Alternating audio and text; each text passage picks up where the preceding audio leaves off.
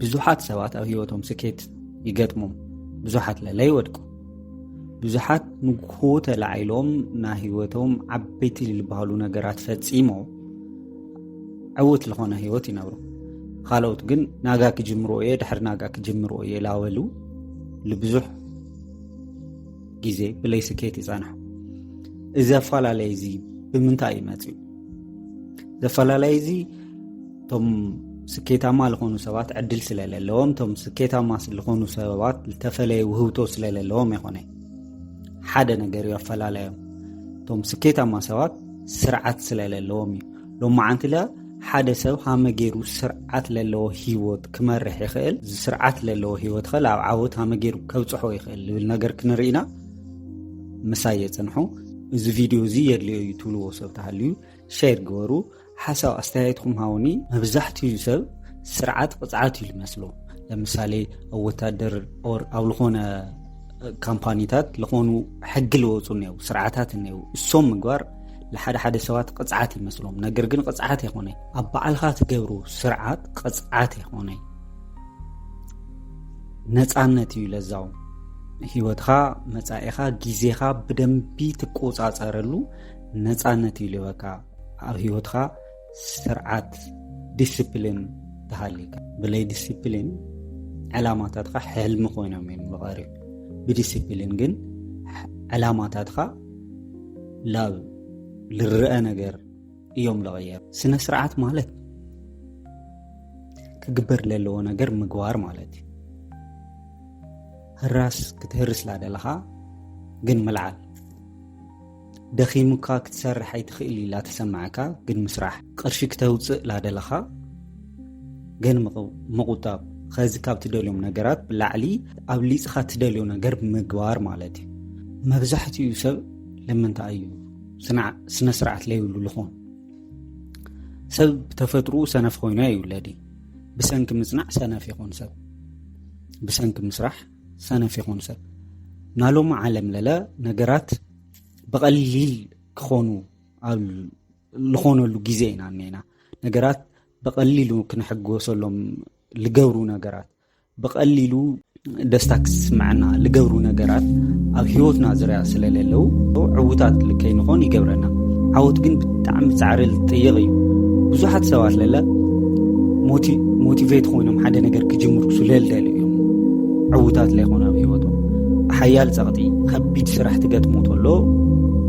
ሞቲቬሽን ጠፋ እዩ ስርዓት ግን ጸናሐ እዩ ሓደ ጊዜ ቢውልድ ልገበርካዮ ስርዓት ለምሳሌ ንግሆ እናመልዓል ልምዲ ተሃሊካ እሱ ብዙሕ ጊዜ ክቕጽል ልኽእል እዩ ልነዊሕ ጊዜ ክቕጽል ልኽእል እዩ ንሓደ ሰዓት ናብ ምጽናዕ ልምዲ ተሃሊካ ልኩሉ ጊዜ ልጸንሕ እዩ ሞቲቬት ትኾን ተለኻ ጥራሕ ተጽንዕ ተኾንካ ግን ሎማዓንቲ ክተጽንዕ ትኽእል ኢኻ ናጋ ግን እዚ ሞቲቬሽን እሱ ክጠፍእ ይኽእል እዩ ልኡ እዩ ብዙሓት ሰባት ስነ ስርዓት ለይብሎም ልኾኑ ሓጸርቲ ቅጽበታዊ ልኾኑ ደስታታት ብቐሊሉ ነግንየሉ ዓለም ስለለለና እዩ ኣመጌርና ኢና ስርዓት ለለዎ ህይወት ንሃንጽ እዩ ኣብ መጀመርያ ነገር ኣቶሚክ ሃቢት ለምበብ ሰባት ታልኹ ኣናእሽተይ ነገራት ምግባር እዩ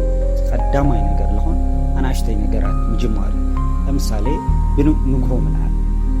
ወይ 10 ደቂቃ ስፖርት ምስራሕ ተላዒልኻ ኣልጋኻ ብደንቢ ምንጻፍ ኣናእሽተይ ልመስሉና ነገራት ምግባር ሓደ ነገር ተኻልኣይ ተግባራት ላብ ልምዲ ለቐየርካዮም ትመጽእ ተለኻ ጻዕሪ ኣይክህልዮም እዮም ሃምትና መጀመርያ ለድኹምኻ ሃምትና መጀመርያ ለፍርሑኻ ሃምትና መጀመርያ ለጨንቑኻ እና ብዙሕ ጊዜ ልወስዱልካ ልነበሩ ኣይኾኒ ላብ ልምዲ ላ ተቐየሩ ስካዕ ልመጹ ሳልሳይ ወሳኒ ነገር እዩ በተለይ ኸዚ ለለናዮ ዓለም ሶሻል ሚዲያ ምናምን ብጣዕሚ ትኩረትና ልሰርቁ ነገራት ስለለለው ዞም ትኩረት ልሰርቁ ነገራት ልምውጋድ ምሙካር ዞም ብጣዕሚ ትኩረት ልሰርቁና ነገራት ብግዚኡ ክነወግዶም እኔ ራውዓይ ልባዕልኻ ቃል ኣተኻዮ ነገር ልምግባር ዝግጁ ምዃን ለምሳሌ ናጋ ንግሆ ክልዓልየ ተይልኻ ክትገብሮ ነይካ እንድሕር ላይ ገበርካዮ ዓርሰ እምነትካ ይቕንስ እንድሕር ገይርካዮ ዓርሰ እምነትካ ይውስኽ ዓርሰ እምነትካ ብልወሰኸ ቁፅሪ ስርዓትካ ላተሃነፀ ስለልኸድ ለኣተኻዮ ቃል ምትግባር ምሻይ ከበቲ ነገራት ምግባር ከበቲ ነገራት እዩ ልስርዓት ከምጽኦ ልኽእል ብልሓለፈ ኣዋጊዕና ነርና ብዛዕባ እምሮና ኣብ ምቹው ኩነታት እንድሕረ ቀሚጥናዮ ኩሉ ግዜ እሱ ክንገብርና እሱ ኣብቲ ምቹው ኩነታት ኮፍ ክንብል ኣብኡ ክንቐሪ ይገብር ከበቲ ነገራት ለዋዕልና ቻሌንጅ ምግባር ኣብ ጀመርና ግን ስርዓት ይልህነጽ ከምዚ ዓይነት ቪድዮታት ክትርእዩ ትደልዩ ተኾንኩም ከምዚ ዓይነት ቪድዮታት ልምቸዩኹም ተኾይኖም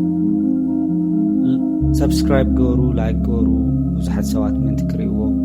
ሼር ገበሩ ላብ ኣርክትኩም እና ሓሳብ ኣስተያየትኩም ሃውኒ የቐኒየለይ